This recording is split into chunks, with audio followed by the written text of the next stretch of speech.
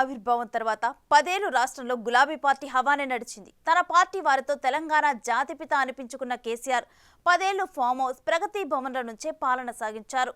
Sentiment నే నమ్ముకున్న ఆయన అన్ని తానే అన్నట్లు వ్యవహరించి పార్టీ సంస్థాగత నిర్మాణంపై దృష్టి పెట్టలేదన్న విమర్శలు ఉన్నాయి.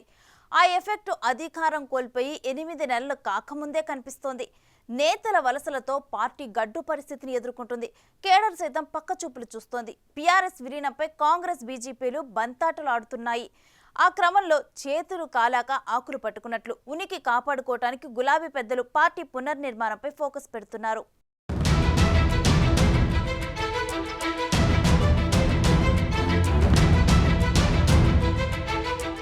తెలంగాణ అంటే బీఆర్ఎస్ అంటే తెలంగాణ అని 10 ఏళ్లు అధికారంలో ఉండి తిరుగులేని ఆధిపత్యం కొనసాగించారు గులాబీ నేతలు. పవర్లో ఉన్నంత కాలం అయితే ఫామ్ హౌస్, లేకపోతే ప్రగతి భవన్ అన్నట్లు వన్ మెన్ షో చేసిన మాజీ ముఖ్యమంత్రి కేసీఆర్ సెక్రటేరియట్ ముఖం చూడటానికే ఇష్టపడలేదు. పార్టీకి తన ఫేస్ వాల్యూ చాలన్నట్లు వ్యవహరించిన ఆయన పార్టీ సంస్థాగత నిర్మాణాన్ని అస్సలు పట్టించుకోలేదు. పక్క పార్టీల నుంచి బలవంతంగా ఎమ్మెల్యేలను చేర్చేసుకుని తిరిగి సెట్టింగుల పేరుతో వారికే టికెట్లు ముందు నుంచి పార్టీలో కష్టపడిన వారికి అవకాశాలు లేకుండా చేశారు.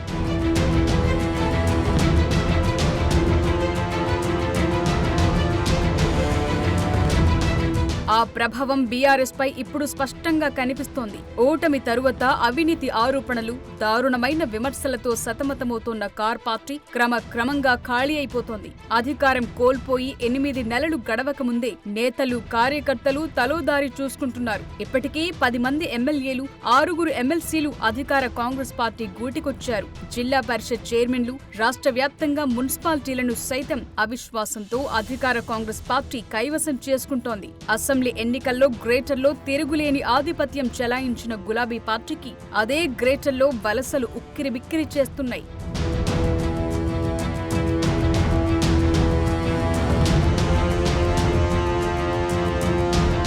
జాతీయ పార్టీలను ఎదుర్కోవాలంటే ప్రాంతీయ పార్టీలకు పెద్ద సవాలే. ఇప్పుడు కాంగ్రెస్, బీజేపీలే తెలంగాణలో బీఆర్ఎస్ కు ప్రధాన ప్రత్యర్థులుగా తయారయ్యాయి.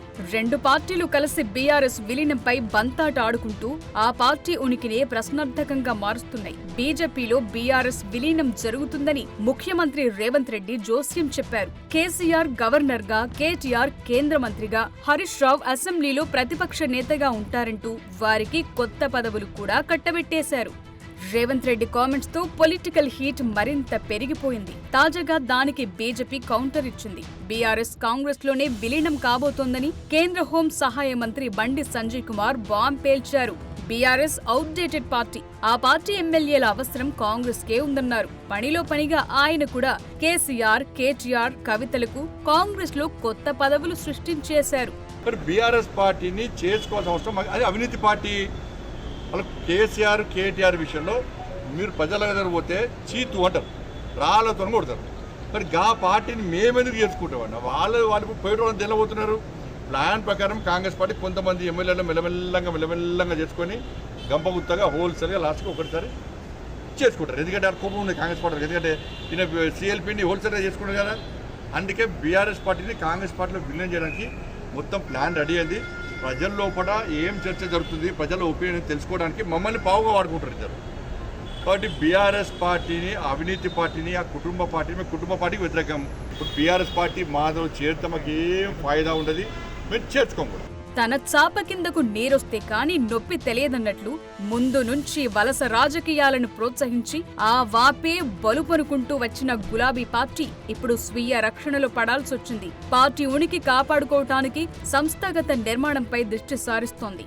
తమిళనాడు, వెస్ట్ బెంగాల్, ఒడిశా లాంటి రాష్ట్రాల్లో ప్రాంతీయ పార్టీలు బలంగా ఉన్నాయి. ఎన్ని అడ్డంకులు ఎదురైనా తట్టుకుని నిలబడ్డ ప్రాంతీయ party DMK, Trinamool Congress, JDU లాంటి పార్టీలతో పాటు ఏపీలోని టీడీపీ, వైసీపీల నిర్మాణాలపై అధ్యయనం చేయడానికి బీఆర్ఎస్ రెడీ అయ్యింది. వాటిని అధ్యయనం చేయడానికి నేను కూడా వెళ్తాను. నాతో పాటు సీనియర్ నాయకుల బృందం, మాజీ మంత్రులు, పెద్దలు, శాసనసభ్యులు, సీనియర్ పార్టీ నాయకులు అందరం కలిసి కొన్ని రాష్ట్రాలకు పోదాం అనుకుంటున్నాం. ముఖ్యంగా ప్రాంతీయ పార్టీలు, డిఎంకే కావచ్చు, బీజేడీ కావచ్చు, టీఎంసీ కావచ్చు, ఇతరత్ర వాటిని అధ్యయనం చేయడానికి పోవాలనుకుంటున్నాం. సెప్టెంబర్లో ఆ పని చేస్తాం. చేసి వచ్చిన తర్వాత, ఎందుకంటే ఒక్కొక్క చోట ఒక్కొక్క స్ట్రక్చర్ ఉంది. ఇప్పటిదాకా ఒక ఎక్స్ఎమ్మెల్యే డిఎంకే శేఖర్ గారని వచ్చారు ఇందాక, ఆయన చెప్తా ఉండే వివరంగా ఎట్లా డిఎంకే పార్టీ స్ట్రక్చర్ ఉంది, ఎట్లా ఇన్స్టిట్యూషనలైజ్ అయిందని చెప్తా ఉన్నాను. మా పార్టీకి కూడా 24 ఏళ్ళు నిండినాయి. భవిష్యత్తు ఇంకెట్లుండాలి, ఎంత సుదృఢంగా నిర్మించాలి దీని విషయంలో తప్పకుండా ఇప్పుడు, ఎందుకంటే మొదటిసారి ప్రతిపక్ష పాత్ర, ఇదివరకు ఉద్యమ పార్టీగా ఉన్నాం, తర్వాత అధికార పార్టీ మొదటిసారి ప్రతిపక్ష పాత్ర పోషిస్తున్నాం. కాబట్టి we also have to adapt, learn, unlearn, make a fresh beginning. తప్పకుండా అందుకే ఇతర రాష్ట్రాల్లో పరిస్థితులు, అక్కడ ఉండే పార్టీలు, వాటి యొక్క అనుభవాలు అన్నీ అధ్యయనం చేసిన తర్వాత will come out with new committees, new membership, all things that we need to do. అంటే ఇప్పుడు ఉన్న కమిటీలు ఉన్నాయి, కొత్త కమిటీలు ఏవైతే వేసుకోవాలో, ఎక్కడెక్కడైనా గ్యాప్స్ ఉంటే పూడ్చుకోవడం, అవన్నీ కూడా సెప్టెంబర్ తర్వాత చేస్తాం. సదరు ప్రాంతీయ పార్టీల పనితీరును పరిశీలించేందుకు బీఆర్ఎస్ రాష్ట్రాల పర్యటనకు సిద్ధమైంది. సెప్టెంబర్ మొదటి వారంలో తమిళనాడు, వెస్ట్ బెంగాల్, ఒడిశా రాష్ట్రాల పర్యటనకు కేటీఆర్ టీం వెళ్లనుంది. అక్కడ ప్రాంతీయ పార్టీల పనితీరును, పార్టీ విధానాలను తెలుసుకోనుంది. తమిళనాడు రాష్ట్రంలో డీఎంకే పార్టీ పనితీరు, ఆ పార్టీ సంస్థాగత బలంపై అధ్యయనానికి కేటీఆర్ మొదటగా తమిళనాడు వెళ్లనున్నారు. ఇప్పటికీ బాల్క సుమన్ ఆధ్వర్యంలో ఒక బృందం తమిళనాడు రాష్ట్రంలో పర్యటించి డీఎంకే నిర్మాణంపై స్టడీ చేసి వచ్చింది.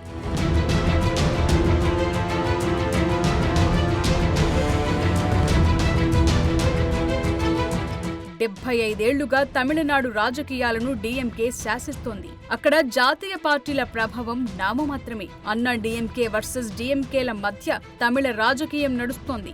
ఆ క్రమంలో డీఎంకే ఎత్తుపల్లాలు ఎలా అధిగమిస్తూ వచ్చింది అని తెలుసుకునేందుకు బీఆర్ఎస్ ఆసక్తి చూపిస్తోంది. అందుకే కేటీఆర్ తో పాటుగా 10 మంది బృందం తమిళనాడు రాష్ట్రంలో పర్యటించనున్నారు.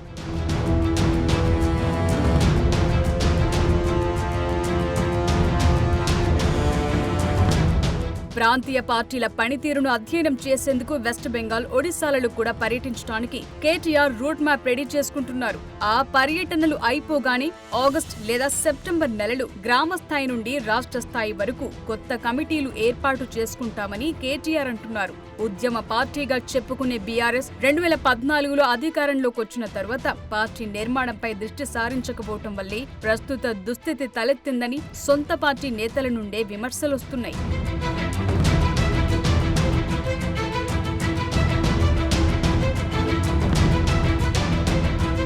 నీళ్లు, నిధులు, నియామకాల ఎజెండాతో ప్రత్యేక రాష్ట్రాన్ని సాధించి అధికారంలోకొచ్చిన టీఆర్ఎస్ కుటుంబ పార్టీగా ముద్ర వేసుకుంది. దాంతో పాటు జాతీయ పార్టీ అంటూ పార్టీ పేరు మార్చి అహంకార ధోరణితో ఓటమి చెందిందని గులాబీ శ్రేణులే అభిప్రాయపడుతున్నాయి. మొత్తానికి జాతీయ రాజకీయాల్లో చక్రం తిప్పాలని కలలుగన్న గులాబీ బాస్ ఇప్పుడు సొంత రాష్ట్రంలో ఉనికి కోసం ప్రాంతీయ పార్టీల గురించి స్టడీ చేయిస్తుండటం చర్చనీయాంశంగా మారింది.